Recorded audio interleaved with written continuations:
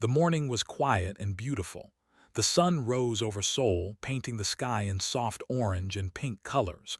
Birds sang in the trees. Children walked to school. Office workers drank their morning coffee. It was a normal Tuesday like any other day. Then the sky turned black. Was a young lieutenant in the Korean army. He stood at his post near the border, watching the northern mountains through his binoculars. He had done this job for 2 years. Nothing exciting ever happened. But today, something made him look up. A shadow covered the sun. At first, thought it was a cloud, but clouds did not have sharp edges. Clouds did not have lights that glowed red like angry eyes. He dropped his binoculars and stared at the sky with his mouth open. A ship hung above the earth. It was bigger than anything had ever seen, bigger than any building, bigger than any mountain. It was black like the deepest night, and it blocked the sun completely. The temperature dropped. The birds stopped singing. The whole world became silent. Radio exploded with voices. Everyone was shouting. No one knew what was happening. He ran to his commander, Colonel Park, who stood outside the command building looking at the sky with cold, steady eyes. "What is it?" asked. His voice was shaking. Colonel Park did not answer immediately. She was a woman of 50 years with gray hair and a face that had seen many difficult things. She had fought in wars. She had buried friends, but could see something new in her eyes now. Not fear exactly, something deeper. "It is not from this world," she said finally. Across the planet, the same scene repeated. Giant black ships appeared over every major city. New York, London, Tokyo, Beijing, Moscow, Sydney. 100 ships in total, each one large enough to carry a city inside. The world had never seen anything like this. Then came the message. Every screen on Earth flickered. Every television, every phone, every computer showed the same image. A creature appeared. It was tall and thin, with gray skin that looked like stone. Its eyes were large and completely black, like deep holes in its face. It wore armor that seemed to grow from its body like a second skin. "I am Admiral of the Empire," the creature said. Its voice was cold and empty, like wind blowing through a dead forest.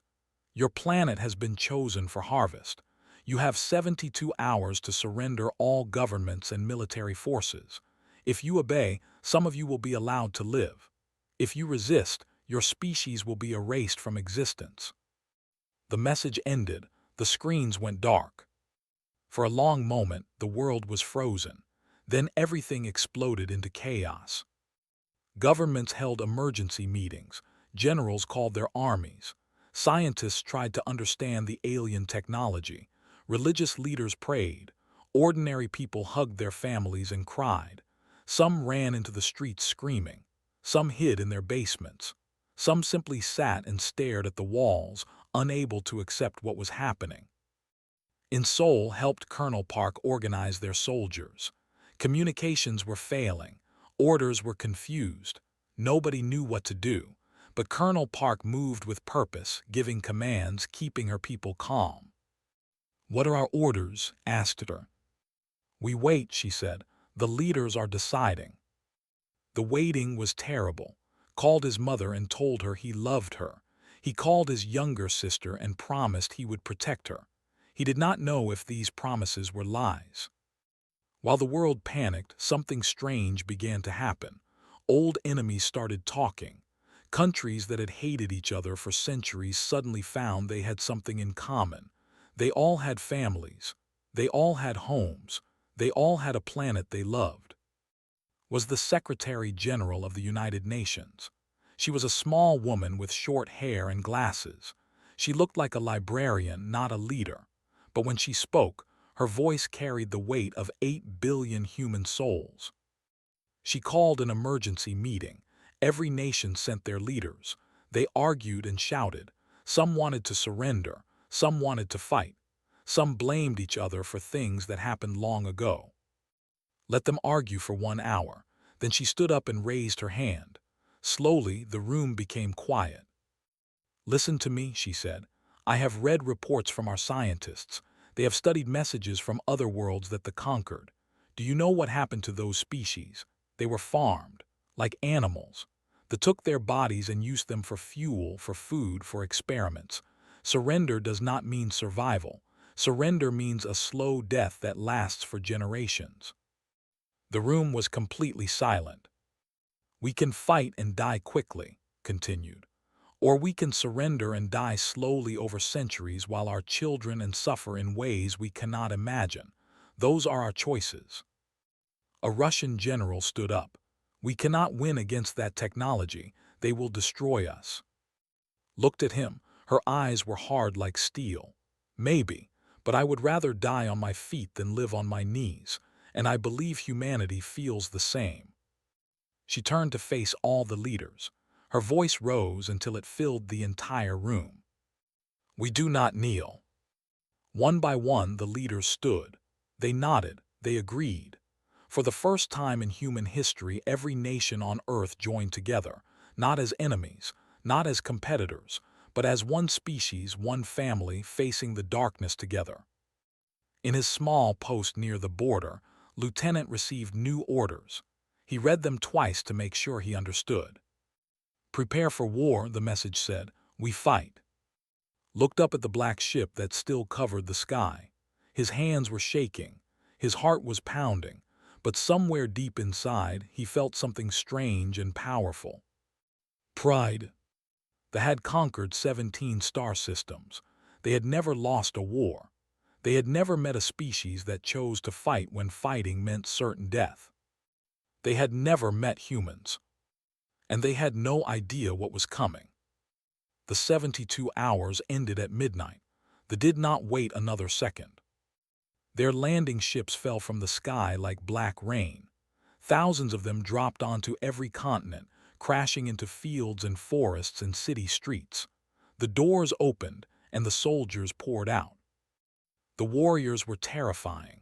They stood 3 meters tall, covered in armor that seemed alive. Their weapons fired beams of purple light that could melt steel in half a second. Their shields glowed around them like bubbles of energy, stopping any bullet that came near. In the first hour, they destroyed 12 major cities. Paris burned. Mumbai burned. Los Angeles burned. The death count reached millions before the sun rose. But humanity did not run. Humanity did not surrender. Instead, humanity learned. Captain was 35 years old. He had been a soldier for 15 years, fighting in small wars that nobody remembered. He was not famous. He was not special. But he was smart and he was angry. His unit was stationed in the mountains of Provence when they came. 300 human soldiers against 2,000 aliens. The math was simple. They would all die. Gathered his troops in a small valley. He looked at their faces and saw fear but also determination. These were his people, his family. We cannot fight them directly, he said. Their weapons are better. Their armor is stronger. If we stand and shoot, we die. So we will not stand and shoot. A young sergeant named Han stepped forward. She was 28, with short black hair and eyes that never looked away. Then how do we fight?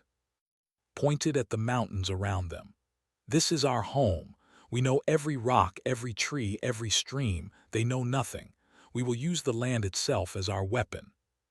The commander was named Overseer. He had conquered 6 worlds and never lost a battle. When he landed in the Korean mountains, he expected to find terrified humans hiding in holes. Instead, he found empty villages and silent forests. His soldiers marched forward in perfect formation. Their sensors detected no enemies nearby. Their shields hummed with power. They felt invincible. Then the ground collapsed beneath them. Soldiers had spent 3 days digging tunnels and placing explosives. When they reached the narrow valley, pressed the button. The entire mountainside fell down. Watched in shock as 200 of his soldiers disappeared under tons of rock. Their energy shields were perfect against weapons, but they could not stop the weight of a mountain. What is this? He shouted through his communicator. What kind of tactic is this? He received no answer. His soldiers were too busy dying. Led his troops through hidden paths they had memorized since childhood. They struck from behind, from the sides, from above. They did not use guns because guns were useless. Instead, they used ropes to pull aliens off cliffs. They used fire to burn the forests where they marched. They used water, diverting rivers to flood the valleys where the enemy camped. Made the most important discovery of the war. She noticed that the shield stopped energy weapons and bullets, but physical objects passed through slowly. A rock thrown hard enough could hurt them. A heavy branch could knock them down. She shared this information with every resistance group on Earth. Within days, humans stopped using guns and started using catapults, crossbows, and simple traps. Old technology that humanity had abandoned centuries ago became their greatest weapon. In the Amazon rainforest, fighters discovered that the alien armor could not handle extreme humidity. The systems overheated and failed. In Siberia, resistance groups lured aliens into frozen lakes, where temperatures of -40 degrees made their biotech armor crack like glass. In the Sahara, sandstorms blocked their sensors and clogged their weapons. They had studied human technology and dismissed it as primitive. They had not studied human creativity.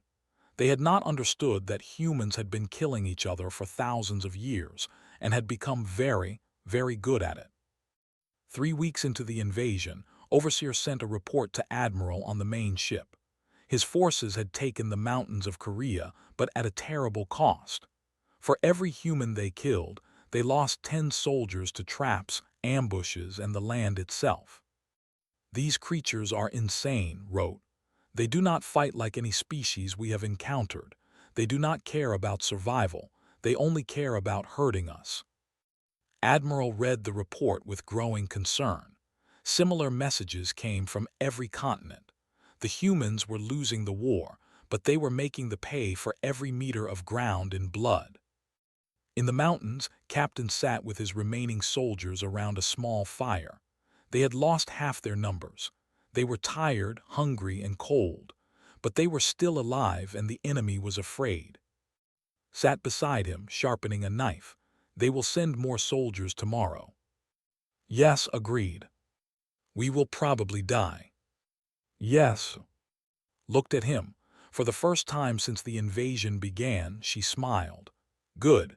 Let them remember what it cost to take this mountain. Nodded, he understood. They were not fighting to win anymore. They were fighting to teach them a lesson. They were fighting to make sure that when the aliens conquered Earth, they would remember the price forever. But somewhere in his heart also felt something else. A tiny spark of hope. Because every day, humans were learning more about the enemy. Every day, scientists in hidden laboratories were studying captured alien technology. Every day, the resistance was growing stronger. The thought they were hunting animals. They did not understand that they had walked into a cage with wolves. And the wolves were just beginning to show their teeth. 3 months had passed since the invasion began. They controlled every major city on Earth. Their flags hung from the tallest buildings. Their soldiers walked the streets. They had won. But something was wrong. Admiral stood on his command ship looking down at the planet below. Earth was supposed to be an easy harvest, a primitive world with primitive creatures. His empire had conquered 17 star systems using the same strategy. Land, terrify, control, harvest. It always worked. Until now. His armies held the cities, but they could not hold the countryside. Every forest, every mountain, every desert had become a death trap. Human resistance groups attacked every night and disappeared before morning. Supply lines were destroyed faster than they could be rebuilt. Soldiers who went on patrol never came back. In 3 months, they had lost more troops than in their last 5 conquests combined. Deep beneath the island in a laboratory that appeared on no map, Doctor worked without sleep. She was 42 years old, a who had spent her life studying theoretical alien life. Now she studied real aliens, and what she found terrified and excited her. Had dissected 17 bodies. She had examined their technology, their biology, their communication systems, and she had discovered something extraordinary. "They are connected," she told General through a secure video call. "Every soldier shares a biological network. Their brains are linked together like computers on the internet. This is how they coordinate so perfectly. This is why they never make mistakes." Was 60 years old, a man who had led armies before the invasion and now led the global resistance. His face was hard and tired, but his eyes were sharp. "Can we break this connection?" "I believe so," said.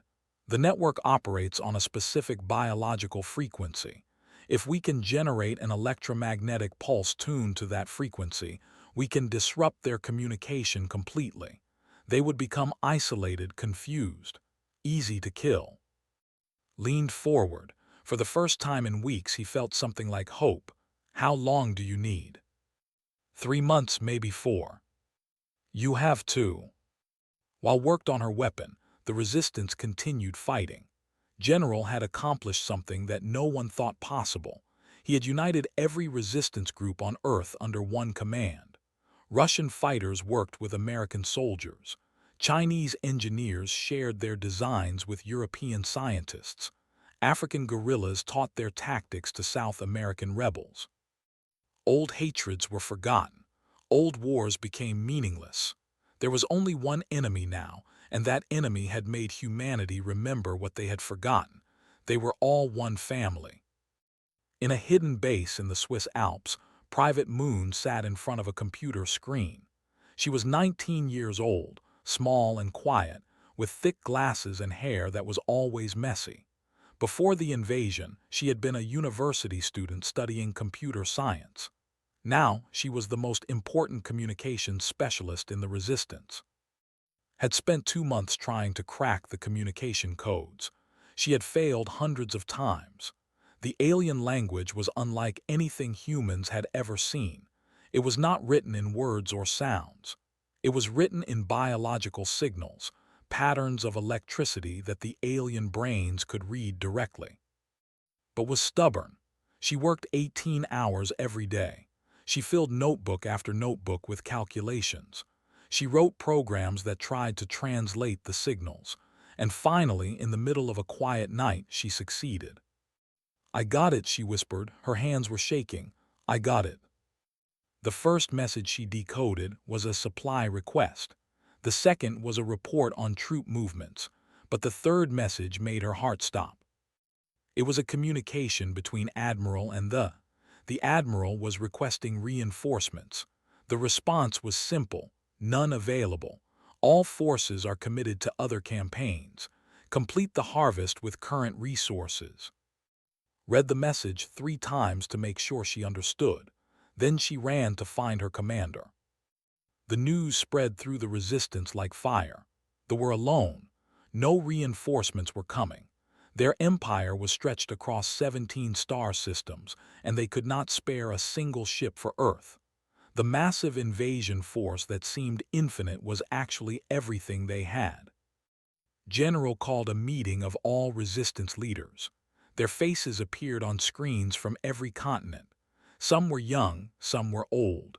Some were soldiers, some were civilians. All of them had lost people they loved. All of them were ready to fight until death. "We have learned something important," said. "The enemy is not as strong as we thought. They are far from home, with no support coming. Every soldier they lose is a soldier they cannot replace. Every weapon we destroy is a weapon they cannot rebuild." He paused and looked at each face on the screens. "For 3 months we have been fighting to survive. Now we fight to win." The reaction was immediate. Attacks on positions increased. Resistance groups became bolder, striking in daylight instead of only at night. Factories that had been hidden underground began producing weapons based on stolen alien technology. Scientists worked faster, knowing that victory was possible. Doctor completed her electromagnetic weapon in 7 weeks, 3 weeks ahead of schedule. General approved the plan. Private coordinated the timing. Captain, who had survived 3 months of mountain warfare, was chosen to lead the first strike team. The operation was called Blackout. It would be launched on the 92nd day of the invasion. It would either free humanity or destroy it. On the night before the operation, sat alone on a rooftop, looking at the stars. The ships hung in the sky like black wounds. She thought about her parents who had died in the first attack on Seoul. She thought about her friends who were scattered across the world fighting their own battles. She was not angry anymore. She was not afraid. She felt only a cold, clear purpose. Tomorrow, humanity would show the galaxy what happened when you tried to harvest wolves. Tomorrow, the hunting would begin. The 92nd day of the invasion began like any other. The sun rose. The soldiers patrolled the occupied cities. Admiral reviewed reports from his commanders, confident that the human resistance would eventually collapse. He was wrong. At exactly 6:00 a.m. Earth time, humanity struck back. The first attack came from underground. In 12 locations around the world, hidden generators activated simultaneously. They sent out electromagnetic pulses tuned to the exact frequency that Doctor had discovered. The waves spread across the planet like invisible fire. The effect on them was immediate and devastating. Every alien soldier on Earth felt the connection to their brothers break. The constant hum of the hive network, which had been with them since birth, suddenly went silent. For the first time in their lives, they were alone in their own heads. Some soldiers simply stopped moving, unable to function without orders from the collective mind. Others began screaming, terrified by the emptiness inside them. A few tried to communicate through their devices, but the technology was also affected by the pulse. Captain led his team into Seoul at 6:15 a.m. He had lived in this city all his life. He had watched it burn during the invasion. Now he had returned to take it back. The soldiers they encountered were confused and disorganized. They fired their weapons wildly, hitting nothing. They could not coordinate, could not strategize, could not even retreat in an orderly manner. They had always fought as one mind in many bodies. Now they were just bodies, lost and afraid. Felt no pity. He remembered the millions who had died. He remembered the children screaming, the buildings falling, the families torn apart. His soldiers moved through the streets like ghosts, killing every alien they found. Similar scenes repeated across the world. In New York, resistance fighters poured out of the subway tunnels they had hidden in for months. In London, civilians joined soldiers in the attack, armed with anything they could find. In Tokyo, elderly men and women who remembered older wars picked up weapons and fought alongside there. The Empire had conquered 17 star systems because their hive network made them perfect warriors. Without it, they were nothing. They died by the thousands, then by the tens of thousands, then by the hundreds of thousands. But the ground war was only half of Operation Blackout. Commander Shin had spent 3 months preparing for this moment. He was 50 years old, a former naval officer who had lost his entire crew when they destroyed his ship. He had survived by floating in the ocean for 3 days, holding onto a piece of wood. When the resistance found him, he had only one goal: revenge.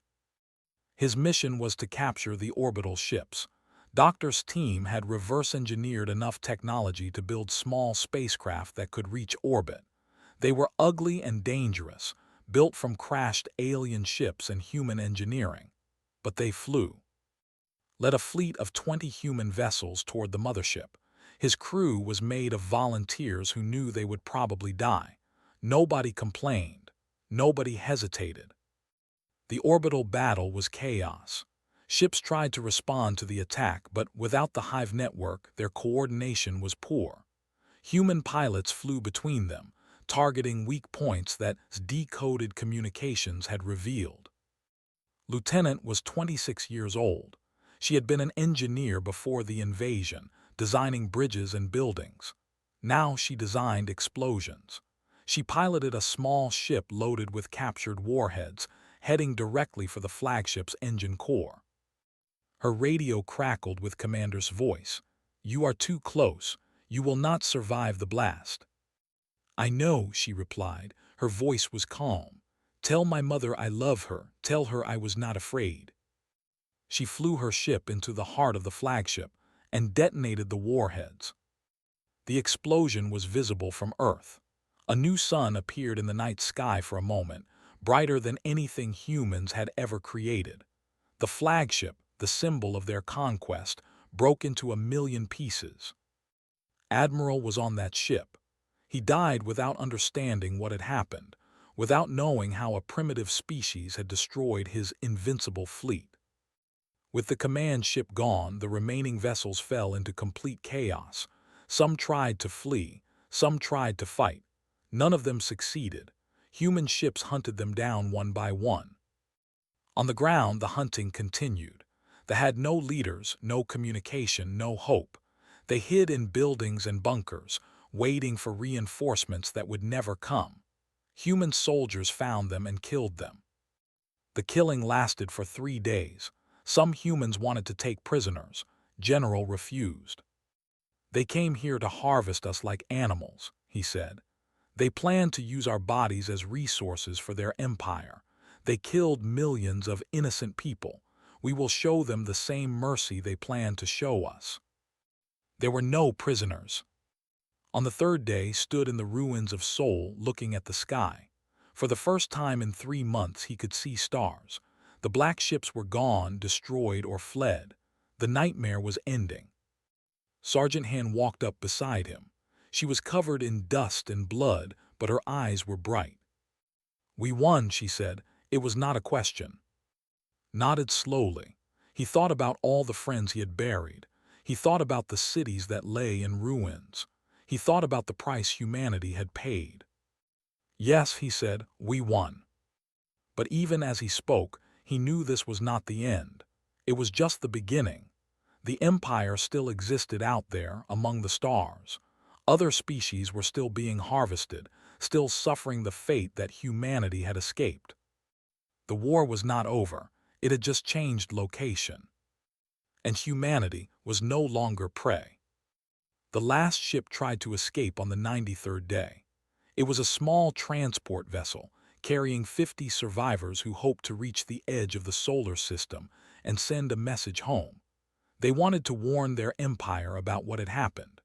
They wanted to tell their people about the monsters living on the third planet from a yellow sun. They never made it. Human ships surrounded them near Mars. The commander sent a surrender request. He offered information, technology, anything the humans wanted. He begged for mercy. The response came from General, broadcast on all frequencies so that every human on Earth could hear. "You came to our world," said. His voice was cold and hard like iron. "You burned our cities, you killed our children. You offered us 2 choices, slavery or death. Now we offer you the same courtesy. You chose death for us. We choose it for you." The transport ship was destroyed. All 50 died in the vacuum of space. There were no survivors, there were no prisoners, there was no mercy. When the last alien was dead, humanity began to count the cost of the war. 32 million people had died. 12 major cities were completely destroyed. The economy of every nation had collapsed. The world was broken. But it was free. The months after the war were difficult. People rebuilt their homes with their bare hands. Farmers planted crops in fields that had been. Doctors treated wounds that would never fully heal.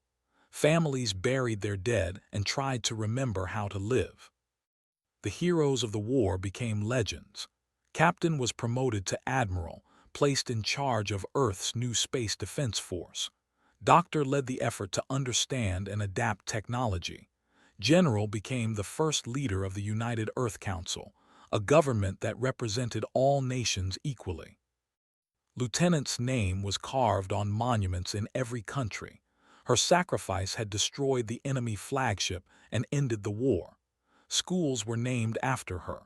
Children learned her story and promised to be as brave as she had been. Private Moon, the young woman who had cracked the alien codes, received the highest honors any nation could give. She did not like the attention. She preferred to work quietly in her laboratory, studying the messages she had captured, learning everything she could about the galaxy that humans would soon enter. 5 years after the invasion, humanity launched its first interstellar probe. It carried a simple message: "We are here. We are watching. Do not come to our world unless you come in peace." The message was broadcast in 17 languages, including. It was a warning to any species that might think Earth was an easy target. It was also an invitation to any species that wanted friendship instead of conquest. 10 years after the invasion, humanity launched its first starship. It was called the Unity, built from technology and human determination. Admiral commanded the expedition. Doctor led the science division. And among the young officers serving aboard was Captain Moon, daughter of the legendary. Was 24 years old, born 1 year after the invasion ended. She had never known a world without aliens. She had grown up hearing stories of the war, of the heroes who had fought and died, of the terrible price humanity had paid for survival. She stood on the bridge of the Unity, looking at the stars through the main window. Somewhere out there, the Empire still existed. Somewhere out there, other species were being harvested, enslaved, destroyed. The galaxy was full of predators and prey. Admiral walked up beside her. He was 60 years old now, his hair gray, his face lined with age.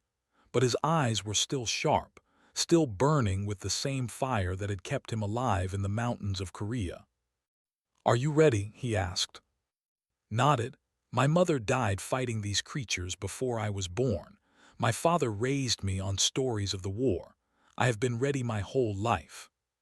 Smiled slightly. He remembered the quiet young woman who had decoded the alien messages. He remembered her determination, her courage, her sacrifice. He saw the same qualities in her daughter. "Good," he said, "because we are not going out there to explore. We are going out there to send a message." The Unity activated its engines and jumped into faster-than-light travel. Behind them, Earth grew smaller until it disappeared. Ahead of them, the stars waited. The galaxy had watched Earth's war with the. Many species had expected the humans to be harvested like all the others. When humanity won, they were surprised. When humanity refused to take prisoners, they were shocked. When humanity began building warships, they became afraid. The Empire received reports about Earth's new space fleet. They learned about the weapons humans were developing, the strategies they were planning, the anger they still carried. For the first time in their history, the conquerors felt something they had never known before: terror. Because humanity had learned an important lesson during the invasion. The galaxy was not a peaceful place. It was a dark forest full of hunters, and the only way to survive was to become the most dangerous hunter of all. The Unity's first mission was to find other species that had been enslaved by the. They found 3. The Morin, a peaceful race of farmers, a species of artists and musicians, and a people who had been conquered so long ago they had forgotten they were ever free. Humanity did not conquer them. Humanity freed them. Admiral gave them weapons, taught them tactics, shared everything humanity had learned about fighting the. "Why are you helping us?" the Morin leader asked. "What do you want in return?" Thought about the question for a long time. He thought about Earth, about the people who had died, about the children who had lost their parents. "We want the Empire to fall," he said finally. "We want every species they have enslaved to be free. We want the galaxy to know that there is a price for cruelty, and that price is destruction." The Morin leader stared at him. In all his years of slavery, no one had ever offered help without demanding payment. "Your species is strange," he said. Smiled. "We have been told that before." The war with the Empire lasted another 50 years. Humanity led a coalition of freed species against the slavers. Battle by battle, system by system, the Empire crumbled. The final fell when Captain Moon, now Admiral, led the attack that destroyed their last fleet. When it was over, humanity stood at the center of a new alliance, not as conquerors but as liberators, not as masters but as equals. Other species looked at humans with a mixture of respect and fear. They had seen what humanity could do when pushed too far. They had learned that the small creatures from the third planet of an ordinary star were not prey. They were the most dangerous predators the galaxy had ever known. And they never forgot. They never forgave. They showed no mercy to those who threatened the innocent. Because that was the lesson they had taught them, in fire and blood and death. In a universe full of monsters, the only way to survive is to become the biggest monster of all. And humanity had learned that lesson very, very well.